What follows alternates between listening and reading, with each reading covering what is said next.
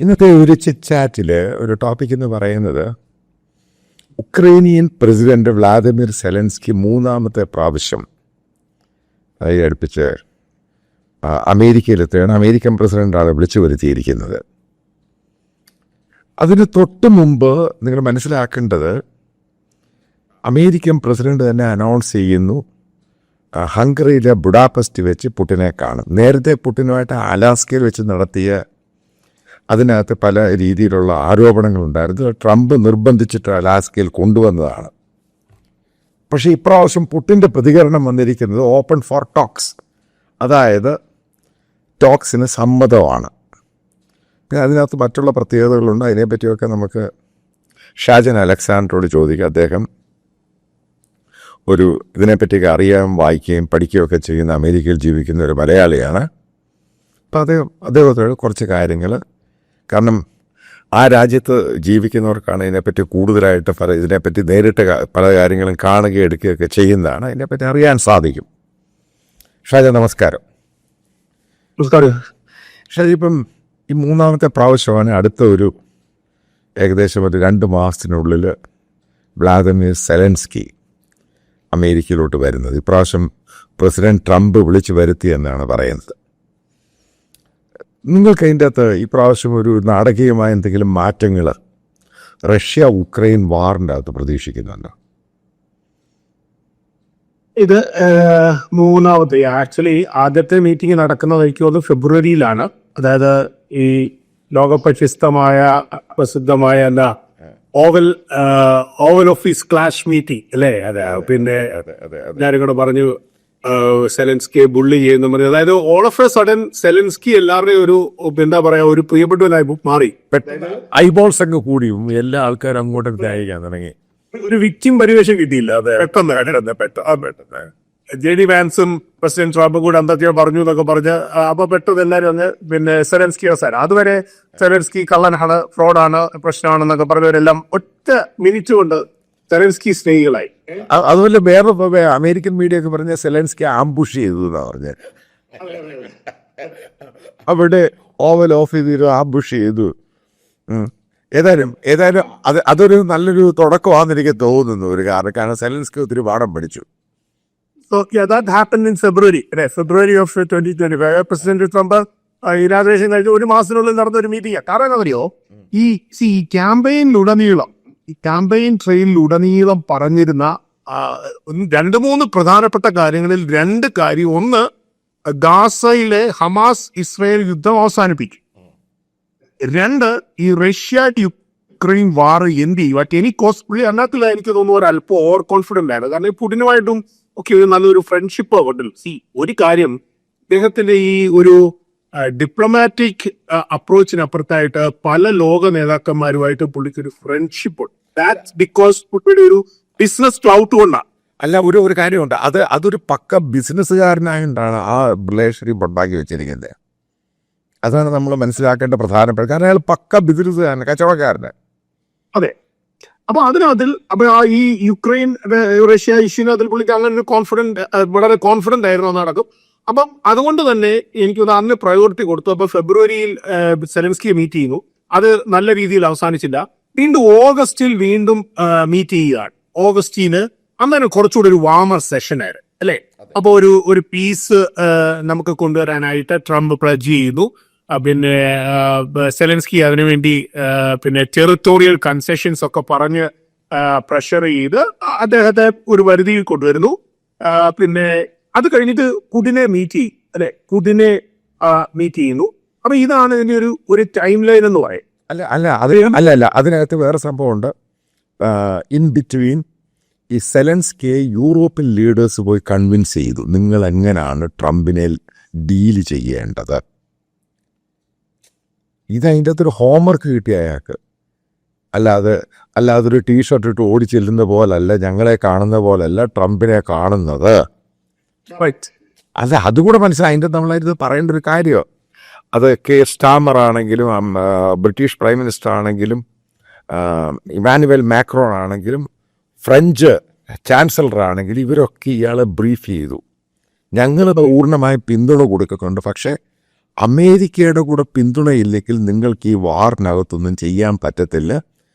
അതിൽ പ്രധാന പോയിന്റ് ഞാൻ മനസ്സിലാക്കിയെടുത്തോളം അമേരിക്കൻ മീഡിയ പഠിച്ച് മീഡിയ ഇൻ്റർനാഷണൽ ഗ്ലോബൽ മീഡിയക്കകത്ത് ഇവരെല്ലാം ഇയാൾക്ക് നല്ലൊരു ട്യൂഷൻ ക്ലാസ് എടുത്തു. ആ വാക്കാണ് യഥാർത്ഥത്തിൽ ഉപയോഗിക്കുക. അതിന് നിങ്ങൾക്കറിയാം, അതിനുശേഷം ട്രംപ് പറഞ്ഞു നിങ്ങൾക്ക് അവിടെ ഭൂരിപക്ഷമുണ്ടോ, നിങ്ങൾ ജനാധിപത്യത്തിലാണ് ജയിച്ച്, നിങ്ങളവിടെ ഇലക്ഷൻ നടത്തണം.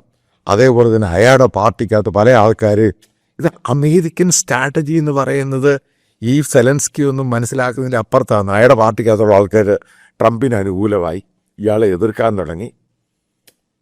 പെട്ടെന്ന് അവിടെ ഒരു ഇഷ്യൂ ആ ഉക്രൈനിൽ തന്നെ ഉണ്ടായി പെട്ടെന്ന് കീവിൽ. അപ്പം അതിനുശേഷം അപ്പൊ ഇപ്പൊ ഈ മീറ്റിംഗ് ഇറ്റ്സ് ഓൺ ഗോയിങ്. ഇന്നിപ്പോ ഒക്ടോബർ 17 ഈ ഫ്രൈഡേ ഡേ ടൈം ആണ് ഇവിടെ. അപ്പൊ ഈ യുക്രൈനിയൻ പ്രസിഡന്റ് വ്ളാഡിമിർ സെലൻസ്കിയുമായിട്ടുള്ള പ്രസിഡന്റ് ട്രംപിന്റെ സ്കെഡ്യൂളിൽ മീറ്റിംഗ് പിന്നെ വൈറ്റ് ഹൗസിൽ നടന്നുകൊണ്ടിരിക്കുകയാണ്. ഒരു ബയലാറ്ററൽ ഡിസ്കഷൻ ആണ് അത്. എനിക്ക് തോന്നുന്നു ഇപ്പം നടക്കുന്ന ഒരു ഏതാണ്ട് ഈസ്റ്റേൺ ടൈം 1:50, ഇപ്പൊ ഏതാണ്ട് ഒരു പിന്നെ 1 o'clock ആയി. May be another 15 minutes the bilateral session will start in the oval office. അപ്പൊ ഡെഫിനറ്റ്ലി ഇതൊരു third that kind of meeting ആണ്, ഒരു മൂന്നാമത്തെ മീറ്റിംഗ് ഈ വർഷം തന്നെ. അത് ഈ വർഷം തന്നെ ഏതാണ്ട് ഇത് മൂന്നാമത്തെ മീറ്റിംഗ് ആണ്. അപ്പം പ്രസിഡന്റ് ട്രംപ് പിന്നെ അധികാരം ഏറ്റെടുത്തതിന് ശേഷം ഏതാണ്ട് എനിക്ക് തോന്നുന്നു ആറ് മീറ്റിംഗില് ഇതുമായിട്ട് ബന്ധപ്പെട്ട് തന്നെ നടന്ന ഒരു 6 മീറ്റിംഗിൽ this is the third meeting. അപ്പോൾ അജണ്ട എന്ന് പറയുന്നത് പിന്നെ ഈ യുക്രൈൻ്റെ US സപ്പോർട്ടാണ് agenda. That is the main agenda അല്ലെ. വാർ എൻഡ് ചെയ്യുക എന്നുള്ള ഒരു കാര്യമാണ്. എന്നാലും സെലൻസ്കിയെ സംബന്ധിച്ചിടത്തോളം US-ന്റെ ഇതിനകത്തുള്ള സപ്പോർട്ട് മെയിൻ ടോപ്പിക് എന്ന് പറയുന്നത് ഈ ലോങ് റേഞ്ച് ടോമഹോക്ക് മിസൈൽ ആണ് അതിനകത്തിലെ ഏറ്റവും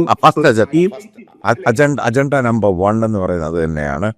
കാരണം കഴിഞ്ഞ ഒരു വർഷം കൊണ്ട് ഇവർക്ക് നേരത്തെ കൊടുക്കുന്ന റേഞ്ച് കുറവുള്ളതായിരുന്നു ബൈഡൻ കൊടുത്തത്. കാരണം അത് റഷ്യൻ ടെറിട്ടറിക്കകത്ത് ഈ പറയുന്ന കീ ആയിട്ടുള്ള ഇൻസ്റ്റലേഷൻ്റെ അകത്ത് പോകുന്ന റീച്ച് ഇല്ലായിരുന്നു. അപ്പം അങ്ങനെയുള്ള ഫയർ പവർ ആയിരുന്നില്ല കൊടുത്തത്. ഇപ്രാവശ്യം അത് ആദ്യം ഇത് സംഭവം റിപ്പോർട്ട് ചെയ്യുന്ന ടെലഗ്രാഫ് UK ന്യൂസ് പേപ്പറാണ്. പിന്നെ വാൾ സ്ട്രീറ്റ് അത് റിപ്പോർട്ട് ചെയ്തു. കാരണം ഈ ടോം ഹോക്സ് എന്ന് പറയുന്ന അതിൻ്റെ കേപ്പബിലിറ്റി അത് എത്രമാത്രം, കാരണം ഇത് റഡാറ് ഇത് ക്യാപ്ചർ ചെയ്യത്തില്ല, അതേപോലെ എയർ ഡിഫൻസ് സിസ്റ്റം ക്യാപ്ചർ ചെയ്യത്തില്ല. പിന്നെ ഇതിൻ്റെ ഫയർ പവർഫുള്ളാണെന്നാണ് പറയുന്നത്.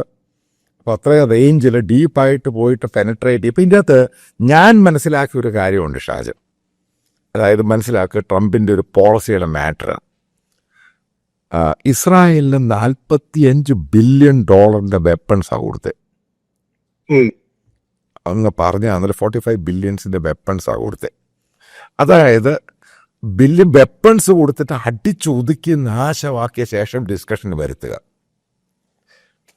ഒരു ആംഗിളാണ് ഞാൻ പറയുന്നത്, മനസ്സിലാകും. ഒരു ആംഗിള്, അതായത് തകർത്ത ശേഷം ഡിസ്കഷന് വരിക. എനിക്ക് തോന്നുന്നു ഈ ആംഗിൾ തന്നെയാണ് നാറ്റോയിൽ defence secretary, American defence secretary ബ്രസൽസിൽ പോയി പറഞ്ഞതും. ചില പത്രങ്ങൾ അത് റിപ്പോർട്ട് ചെയ്യുന്നുണ്ട്. അതേപോലെ തന്നെ ഈ ടോം ഹോക്സ് മിസൈൽസും അതേപോലെ ഈ പറയുന്ന അമേരിക്കൻ ഫയർ പവറും കൂടുതലായിട്ട് കൊടുക്കുമ്പോൾ ഒരിക്കലും അവർ ഡയറക്റ്റ് അല്ല കൊടുക്കുന്നത്. സെലൻസ്കി ഡയറക്റ്റ് കൊടുക്കുന്നില്ല, നാറ്റോ മേടിച്ചിട്ട് അവരാണ് സപ്ലൈ ചെയ്യുന്നത്. അതായത് നാറ്റോയുടെ തലയ്ക്കകത്ത് വെച്ചു കൊടുത്തേക്കാണ്, യൂറോപ്പിൻ്റെ തലയിലാണ് വെച്ചു കൊടുത്തിരിക്കുന്നത്. പക്ഷെ എനിക്ക് ഇതിനകത്തിൽ എനിക്ക് ഈ ഒരു ഇഷ്യൂ, ഇപ്പൊ റഷ്യ യുക്രൈൻ ഇഷ്യൂ തീരണമെന്നുണ്ടെങ്കിൽ നമ്മളിപ്പോ ഇവിടെ ഈ ഹമാസ് എന്ന് പറയുന്നത് ഇറ്റ്സ് നോട്ട് ഒരു well established organised country. There is A difference. I C A difference. ഒരു ഹമാസും റഷ്യയും തമ്മിലുള്ള ഈ വാർ എൻഡ് ചെയ്യാൻ ഈ ബുദ്ധിമുട്ടുന്നതിന്റെ ഒരു ഇഷ്യൂ ആണ്. Hamas is A terrorist organisation. Russia എന്ന് പറയുന്നത് ഇറ്റ്സ് എ വേൾഡ് പവർ അല്ലെ, ലോകത്തിലെ ആദ്യത്തെ 3-5 ശക്തികളിൽ ഒന്നാണല്ലോ. So it's going to be very hard. അപ്പം അല്ല ഞാൻ പറഞ്ഞ ഫോർത്ത് പറയുന്നത് I want to interview. Russia power തന്നെയാണ്, പവർഫുൾ ആയിരുന്നു. നിങ്ങൾ ആ പറഞ്ഞ ഷാജൻ ആ പറഞ്ഞ 100% കറക്റ്റാണ്. അമേരിക്ക കഴിഞ്ഞ് ഏറ്റവും കൂടുതൽ പവർഫുൾ ആയിരുന്നു റഷ്യ. പക്ഷെ റഷ്യ ഉക്രൈൻ വാറിൻ്റെ അകത്ത് റഷ്യ എന്ന് പറഞ്ഞൊരു രാജ്യത്തിന് അവസാനം പ്രിഗോഷൻ എന്ന് പറഞ്ഞ കൂലിപ്പട്ടാളത്തെ വിളിക്കേണ്ടി വന്നു. അയാളെ തട്ടി അവസാനം അതുമല്ല നോർത്ത് കൊറിയൻ പട്ടാളക്കാര് ഏകദേശം 100,000 പേരാണ് അവിടെ നിൽക്കുന്നത്. ഏറ്റവും ഞാനീ പറയുമ്പോൾ ഇറാന്റെ വരെ ഡ്രോൺസും മിസൈൽസുമാണ് മേടിക്കുന്നത്. അത് കാരണോ ഷാജിനപ്പോ ഏത് സ്വർണ്ണകാരി പറയുന്നേ? ഞാൻ പറഞ്ഞ ആ എക്സ്റ്റെൻഡിലേക്ക് ഇത് ഈ വാർ ആ എക്സ്റ്റെൻഡിലേക്ക് പോയതിന്റെ പിന്നിലെ റീസൺ പറയാതെ നമുക്ക് ഇത് മുൻപോട്ട് പോകാൻ പറ്റത്തില്ല. നമ്മൾ ഇതിനകത്ത് പൊളിറ്റിക്സ് മാറ്റി വെച്ച് ഈ വാറിനകത്തിൽ US പൊളിറ്റിക്സ് മാറ്റി വെച്ച് നമുക്ക് സംസാരിക്കാൻ പറ്റത്തില്ല.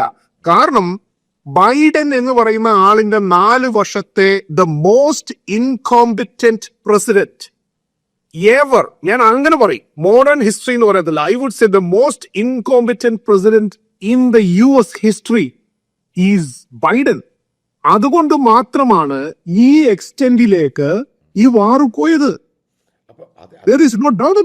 ഇൻ ബിറ്റ്വീൻ അതിനകത്ത് ബേസിക്കലി ഇമ്പാക്റ്റ് ഉണ്ടായത് ഇന്ത്യക്കുണ്ട് പ്രശ്നം.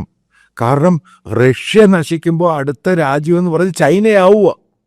കറക്റ്റ്. ഇത് നമ്മൾ നോക്കിക്കാണുന്ന ഒരു geo political military economic strategy ഉണ്ട്. അപ്പൊ അതുകൊണ്ടാണ് ഈ ഇന്ത്യക്ക് അഡ്വേഴ്സ് ആയിട്ട് വരുന്ന ആ ഒരു സാഹചര്യം കൊണ്ടാണ് Indian administration was always in favour of president Trump. ഇത് നമ്മൾ വെറുതെ ഇങ്ങനെ ഇതെല്ലാം ആ ഒരു ലിങ്ക് പറഞ്ഞിട്ടുകൊണ്ടാണ് ഞാനത് പറഞ്ഞത്. ഇതെല്ലാം ഇങ്ങനെ ഈ ജിയോ പൊളിറ്റിക്കൽ ഇഷ്യൂസും ജിയോ എക്കണോമിക് ഇഷ്യൂസും ഇതെല്ലാം കൂടിക്കൊഴിഞ്ഞ് കിടക്കുന്നത്. അല്ലാതെ ഇവർ കുറച്ച് പേര് ചുമ്മാ അവിടെ ഇരുന്ന് പറയുന്ന പോലെ ഇന്ന് ചൈനയുമായിട്ട് നാളെ after it don't work like that. മനസ്സിലാകത്തില്ല. അത് ബേസിക്കലി അതിന്റെ ഡെപ്ത് അറിയാം അതിന്റെ പറയുന്നത്. ഇതിനകത്ത് ഞാൻ കാണുന്ന മറ്റൊരു വശമുണ്ട് ഷാജൻ. അപ്പം നമ്മൾ ഈ ബാൾട്ടിക് കൺട്രീസ് നോക്കണം, അതിൻ്റെ ചുറ്റും കിടക്കുന്ന പഴയ സോവിയറ്റ് യൂണിയൻ്റെ ഇവർക്കെല്ലാം സെക്യൂരിറ്റി കൊടുത്തുകൊണ്ട്, ഇൻക്ലൂഡിങ് അസർബൈജാൻ, കിർഗിസ്ഥാൻ, ഈ പറയുന്ന രാജ്യങ്ങൾക്കെല്ലാം സെക്യൂരിറ്റി, ഇൻക്ലൂഡിങ് ഹംഗറി, പോളണ്ട്, ഇവർക്ക് വെപ്പൺസും സെക്യൂരിറ്റി എല്ലാം കൊടുത്തുകൊണ്ടിരുന്നത് ഈ പറയുന്ന ഈ റഷ്യയായിരുന്നു. ഒന്ന് ആലോചിച്ച് ആ റഷ്യയുടെ കണ്ടീഷൻ ഒന്ന് ആലോചിച്ച്. അവരെല്ലാം ഇൻക്ലൂഡിങ് ഇവരെല്ലാം ഇപ്പം ഈ പറയുന്ന SCO സമ്മിറ്റിന് ചൈനയിൽ പോയിട്ട് അവരിപ്പം വെപ്പൺസ് മേടിക്കുന്ന ചൈനയുടെയും മറ്റുള്ള രാജ്യങ്ങളുടെയാണ്. റഷ്യ കൊടുക്കാൻ ഉദ്ദേശിക്കുന്ന വെപ്പൺസ് പോലും അവർക്ക് വേണ്ടാന്ന് പറഞ്ഞു. കാരണം അവർക്ക് വെപ്പൺ കൊടുക്കുക അവരുടെ ഇതില്ല, പലതും അവർക്ക് ഇതായിപ്പോയി. അപ്പം ഇവിടെ ഉണ്ടാകുന്ന ജിയോ പൊളിറ്റിക്സിൻ്റെ അകത്തെ മിലിറ്ററി ഒബ്ജക്റ്റീവ്, ഞാൻ അതിലോട്ടാണ് പറയുന്നത്. ആ ഒബ്ജക്റ്റീവിൻ്റെ അകത്ത് ഈ റഷ്യയുടെ സാന്നിധ്യം ഇല്ലാതാകുമ്പോൾ ഇവിടെ ഒരു രണ്ടാമത്തെ ശക്തിയായിട്ട് വളരുന്ന ആരാ? ചൈനയാ. അതാണ് ഞാൻ പറയുന്നത്. അപ്പൊ അത് യുഎസിന് അത് ഇപ്പൊ പ്രത്യേകിച്ച് പ്രസിഡന്റ് ട്രംപിനെ സംബന്ധിച്ചിടത്തോളം അത് അക്സെപ്റ്റ് ചെയ്യാൻ പറ്റത്തില്ല. He would rather support Russia. China upcoming ഒരു സ്ട്രെങ്ത് ആയിട്ട് വരുന്നത് ഇപ്പൊ ഇന്ത്യക്കും ഇന്ത്യ ഈ ഒരു ടെമ്പററി ആയിട്ട് US-ഉമായിട്ടുണ്ടായി. ഞാൻ എപ്പോഴും പറഞ്ഞിട്ടുള്ള ഒരു കാര്യമാണ്, US-ഉമായിട്ടുള്ള ഈ ഇഷ്യൂ ടെമ്പററി ഇഷ്യൂ തന്നെയാണ്. അപ്പൊ അതുകൊണ്ട് പെട്ടെന്ന് ചൈനയുമായിട്ട് ഒരു ചെങ്ങാത്തം കൂടി ചൈന ഏതാണ്ടൊക്കെ ചെയ്തു തരുമെന്ന് പറഞ്ഞു കഴിഞ്ഞാൽ ഗവൺമെന്റ് ഡിപ്ലോമാറ്റിക് ലെവലിൽ അവർക്ക് ഈ കാര്യങ്ങളൊക്കെ അറിയാം. ഈ പുറത്തിരുന്ന് നമ്മൾ ഈ കീബോർഡിന്റെ പുറകിൽ ഇരുന്ന് വെച്ച് ചൈന ഇപ്പൊ ചെയ്തു തരും, ചൈന അങ്ങനെ അമേരിക്ക ശത്രു, ഇത് I don't understand how they come to those kind of conclusion. ഇപ്പൊ ഈ ചൈന എന്താ ചെയ്യുന്നത്? ഇന്ത്യ അതിനെ സ്നേഹം നടിച്ച് എല്ലാരെയും ഇങ്ങനെ മഗ് ചെയ്യല്ലേ? That is what they are doing. അതല്ല, അതിനകത്ത് ഏറ്റവും പ്രധാനപ്പെട്ടത് ഞാൻ Indian deputy army chief Rahul R Singh അദ്ദേഹത്തിന്റെ സ്റ്റേറ്റ്മെന്റ് ആണ്. അത് സെമിനാറിൽ പറഞ്ഞ ഈ ഓപ്പറേഷൻ സിന്ധുവിന് ശേഷം പറഞ്ഞ അതാണ്. ആ സെമിനാർ കംപ്ലീറ്റ് ടെക്സ്റ്റ് ഞാൻ എടുത്തിട്ടുണ്ട്. അപ്പം ഇത് വായിച്ചു കഴിഞ്ഞപ്പോഴാണ് ഇതിന്റെ സീരിയസ്നെസ് നമുക്ക് പിടികിട്ടേണ്ടത്. അതായത് പാകിസ്ഥാൻ എന്ന് പറഞ്ഞ ചൈനയുടെ പ്രോക്സി ആയിരുന്നു. അവന്റെ വെപ്പൺസ് മുഴുവൻ ഇവിടെ കൊണ്ടുവന്ന് ടെസ്റ്റ് ചെയ്തിട്ട് അവനെ കൊണ്ട് ഇവനെ അടിപ്പിച്ചു. അതായത് അതിനകത്ത് പിന്നീട് ഫർദറായിട്ട് ജെയിംസ് ഡിഫൻസ് വീക്കിലിനും മറ്റുള്ള സ്ട്രാറ്റജിക് എക്സ്പേർട്സും പറഞ്ഞത്, അതായത് ഇന്ത്യ അനുകൂലിക്കുന്ന സ്ട്രാറ്റജിക് എക്സ്പേർട്സുകൾ പറയുന്നത്. അപ്പം അതിനുശേഷമാണ് ബേസിക്കലി നമ്മുടെ പിന്നീട് അത് പെട്ടെന്നൊരു വാറ് കഴിഞ്ഞ് പെട്ടെന്ന് അതിൻ്റെ ഇൻപുട്സും ഔട്ട്പുട്ടും ആസ് യൂഷ്വൽ റിപ്പോർട്ട് എന്നല്ലാതെ ഇൻഡെപ്തായിട്ടുള്ള അനാലിസിസ് പിന്നീടല്ലേ വരുന്നത്. അവിടെ ചൈനീസ് ആയിട്ടുള്ള ആൾക്കാർ നിന്നിട്ടാണ് ഈ ഓപ്പറേഷൻസ് മുഴുവനും ചെയ്തിരിക്കുന്നത്. അതാണ് അത് നമ്മൾ ചെറിയ രീതിയിൽ കാണാൻ പറ്റത്തൊന്നുമില്ല ഇഷ്യൂ. ഈ ചൈനയും ഫാക്ട് നമ്മൾ ഈ പറഞ്ഞ സെലൻസ്കിയുടെ മീറ്റിംഗിന്റെ കോണ്ടെക്സ്റ്റിൽ ഞാൻ പറഞ്ഞത് അപ്പൊ ഈ ഫോക്കസ് എന്ന് പറയുന്നത് ഇന്നത്തെ ഇപ്പൊ ഈ മീറ്റിംഗിന്റെ ഫോക്കസ് എന്ന് പറയുന്നത് ഇറ്റ്സ് ഒരു അഡ്വാൻസ് എനിക്ക് തോന്നുന്നത് ഈ അഡ്വാൻസ് വെപ്പന്റെ ട്രാൻസ്ഫേഴ്സ്, രണ്ട് ഡെഫിനറ്റ്ലി പീസ് നെഗോസിയേഷൻസ് ഉണ്ട്. പിന്നെ ഈ എനർജി റെസിലിയൻസ് ഒരു ഭയങ്കര ഇഷ്യൂ ആണ് ഈനോ. അപ്പൊ അതുകൊണ്ട് ഒരു ഡെഫിനറ്റ്ലി ഒരു ഡിപ്ലോമാറ്റിക് മാനുവറിങ് എന്തായാലും നടക്കുമെന്നുള്ള കാര്യത്തിൽ സംശയമില്ല. അപ്പൊ ഈ ടോമഹോക്ക് മിസൈൽസ് അതിനകത്തിലെ ഒരു മെയിൻ ടോപ്പിക്കാണ്. പിന്നെ ഈ എയർ ഡിഫൻസ് ആൻഡ് എനർജി സപ്പോർട്ടും പീസ് നെഗോസിയേഷൻ. അപ്പൊ ഇതിനകത്ത് ഡെഫിനറ്റ്ലി എനിക്ക് ട്രംപ് വെക്കാൻ പോകുന്ന ഒരു കണ്ടീഷൻ ഈ യുദ്ധത്തിന്റെ അവസാനം തന്നെയാണ്. It has to end. അത് പുള്ളിയെ സംബന്ധിച്ചിടത്തോളം ഓൾവേസ് ഐ സെഡ് പുള്ളിക്ക് അതൊരു പ്രസ്റ്റീജ് ഇഷ്യൂ ആണ്. കാരണം he committed that not just to ഈ GOP പ്ലാറ്റ്ഫോമിൽ എല്ലാം പുള്ളിയുടെ കമ്മിറ്റ്മെന്റ് ഉണ്ട്. കൺഗ്രഷണൽ പ്ലാറ്റ്ഫോമിൽ പുള്ളി അത് കമ്മിറ്റ് ചെയ്തിട്ടുണ്ട് ഈ വാർ എൻഡ് ചെയ്യുക. കാരണം ഈ വാർ എൻഡ് ചെയ്യണമെന്നുള്ളത് കാരണം US തന്നെ ഇതിനകത്തൊരു ബൈപാർട്ടിസൺ എഗ്രിമെന്റ് ഉണ്ട്. കാരണം ഈ GOP തന്നെ റഷ്യയും യുക്രൈനെയും സപ്പോർട്ട് ചെയ്യുന്ന ആളുകളും. അപ്പൊ ഇത് പുള്ളിയെ സംബന്ധിച്ചിടത്തോളം ഇത് എൻഡ് ചെയ്ത് പറ്റത്തു. So I think he's going to put more pressure. ഇന്ന് നല്ല പ്രഷർ ഇടും. ഷാജനോടൊപ്പം ഒരു കാര്യം ചെയ്യട്ടെ, ഈ ട്രംപ് തന്നെ കംപ്ലീറ്റ് യൂ-ടേൺ അടിച്ചില്ലേ ഏതിനാക്കില്ല? റഷ്യ ഉക്രൈൻ്റെ അകത്ത് ആദ്യം പറഞ്ഞു ഉക്രൈനാണ് വാറിന്റെ, പിന്നെ അത് യൂ-ടേൺ പറഞ്ഞു. അത് കഴിഞ്ഞിട്ട് ട്രംപ് പറഞ്ഞു ഉക്രൈൻ ഇത് നമ്മൾ കഴിഞ്ഞ ദിവസം പറഞ്ഞതുപോലെ ഈസ് ഡെഫിനറ്റ്ലി ഒരു ട്രാൻസാക്ഷണൽ പ്രസിഡന്റ് ആണ് പുള്ളി. അതിനകത്ത് യൂ-ടേൺ അടിച്ചു എന്ന് പറയുന്നത് he wants to get it done. ഞാനത് അതിനകത്ത് വേറെ എന്താ പറയാ ഷുഗർ കോട്ടിംഗ് ഒന്നും ഇല്ല. അല്ല അതേ ഉള്ളൂ. അതാണ് ബേസിക്കലി പുള്ളി ഒരു സീസണലാണ്. പുള്ളി അവിടെ പക്ഷെ പുള്ളിക്ക് റിസൾട്ട് വേണം. ഇതാണ് പുള്ളിയുടെ ഉദ്ദേശം. എക്സാക്ട്ലി റിസൾട്ട് വേണം. അതിനകത്ത് ഷുഗർ കോട്ടിംഗ് ഒന്നും ഇല്ല. യൂ-ടേൺ അടിക്കണമെന്ന് യൂ-ടേൺ അടിക്കും. ഒരു സംശയം വരാം. അതിനകത്ത് ഞാൻ കാര്യം പറയാം. അതിനകത്ത് ഈ ഒരു എത്തിക്സ് ഇല്ലാത്ത യൂ-ടേൺ ഒന്നും പുള്ളി അടിക്കൊന്നുമില്ല.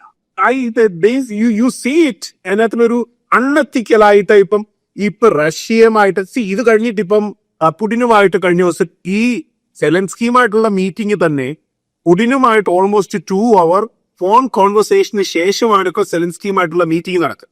അപ്പൊ അല്ല സെലൻസ്കിയെ നേരത്തെ അതായത് ഗാസേന്ന് അവിടുന്ന് ഇറങ്ങാൻ നേരത്ത് ഈജിപ്തിൽ നിന്ന് ഇറങ്ങാൻ നേരത്ത് അപ്പോഴേ വാഷിംഗ്ടൺ പോസ്റ്റിൽ റിപ്പോർട്ട് ചെയ്തു. അവിടെ വെച്ചാണ് അതായത് ഈജിപ്തിൽ വെച്ചാണ് ട്രംപ് സെലൻസ്കിയോടും ഫ്രൈഡേ വരാൻ പറയുന്നത്. അതെ, കാരണം അത് റിപ്പോർട്ട്സ് വന്നതാണ്. അപ്പം അതിനുശേഷമാണ് പുള്ളി രണ്ടും കൽപ്പിച്ച് എന്നാൽ ഒരു പ്രാവശ്യം കൂടെ ട്രൈ ചെയ്യാമെന്നും പറഞ്ഞുകൊണ്ട് ഇപ്പോൾ പുടിനെ വിളിച്ചിരിക്കുന്നത്. അതിനകത്ത് ഇൻ ബിറ്റ്വീൻ അറിയാൻ സാധിക്കുന്നത് അമേരിക്കൻ ഡിപ്ലോമാറ്റ്സ് പുടിനുമായിട്ട് സംസാരിച്ച ശേഷം, കാരണം നേരത്തെ പെട്ടെന്ന് പുള്ളി പ്ലാൻ ചെയ്ത് അലാസ്കയുമായിട്ട് വേണം നിർത്തുക സംസാരിക്കാമെന്ന് പറഞ്ഞ് പെട്ടെന്ന് പോയതാണ്. പക്ഷേ ഇതാണെങ്കിൽ അങ്ങനല്ല. പുടിനും താല്പര്യമുണ്ട് വാറും നിർത്തണം. കാരണം വാറെന്ന് പറയുന്ന പറച്ചില്ല കേട്ടോ. വാറിൻ്റെ അത് ഇടപെട്ട് കഴിഞ്ഞ് നിർത്ത. കാരണം ഇന്ത്യ 4 ദിവസം കൊണ്ട് ആ വാറിയും ഇന്ത്യയും പാകിസ്ഥാനും നിർത്തി ഏറ്റവും നല്ലത് എന്ന് വിശ്വസിക്കുന്ന ഒരാളാണ്. പാകിസ്ഥാൻ എന്തില്ല ഇത് നഷ്ടപ്പെടാൻ ഇന്ത്യക്കല്ലേ നഷ്ടപ്പെടുന്നത്. അപ്പോൾ പാകിസ്ഥാൻ ആർമി ചീഫ് പറഞ്ഞൊരു സംഭവം ഓർമ്മയുണ്ട് ഷാജിന്, മറ്റേ സെൻട്രൽ കമാൻഡിൻ്റെ. അതായത് മനോഹരമായ ഒരു Mercedes BMW car, blue car, അതിൽ ട്രക്ക് വന്ന് ഇടിച്ചാൽ ആർക്കാ നഷ്ടം? See the logic. വാറങ്ങനെ ബേസിക്കലി വാർ ഉക്രൈൻ ആൾക്കാർ നഷ്ടപ്പെട്ടും ഇത് ശരിക്കും അട്ടികിട്ടിയിരിക്കുന്ന റഷ്യക്കാണ്. നമ്മൾ ആലോചിക്കുക, ഏകദേശം 26-28 റഷ്യൻ റിഫൈനറിയാണ് കത്തിപ്പോയത്. റഷ്യയുടെ മേജറായിട്ടുള്ള റവന്യൂ ഇല്ലയോ അത്? അതെ അതെ, അതായത് ചെറിയ സംഭവം. അതൊരു വലിയൊരു ഫാക്ടറാണ് അവരെ സംബന്ധിച്ചിടത്തോളം. ഇപ്പൊ ഇന്ത്യയുമായിട്ടുള്ള പ്രോബ്ലം തന്നെ, ഇന്ത്യയുമായിട്ടുള്ള ഒരു പ്രോബ്ലം അതിനകത്തിൽ നമുക്ക് ഇപ്പൊ അത് എന്നെ സംബന്ധിച്ചിടത്തോളം ഇപ്പൊ ഞാൻ വളരെ അതിനകത്തിൽ എന്താ പറയാ ഇതിനകത്തിൽ